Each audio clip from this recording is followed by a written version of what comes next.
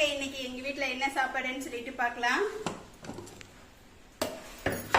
சாதம்,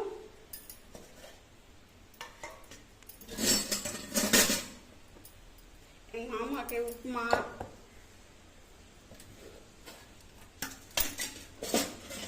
சேமியா. சேமியா அவர் சாப்பிட மாட்டாருன்றதுனால அவருக்கு உப்புமா செஞ்சிருக்கோம். கோஸ் பொரியல், பீர்க்கங்காய் பொரியல்,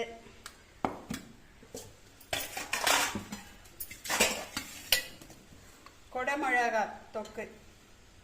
இன்னைக்கு இதெல்லாம் எங்க வீட்டுல அவங்களுக்கு குடமிளகாய் சாதம் கட்டி கொடுத்துட்டேங்க. வத்தலும் குடமிளகாய் சாதமும், இதுக்கு கச்சக பீன்ஸ் சிப்ஸ்.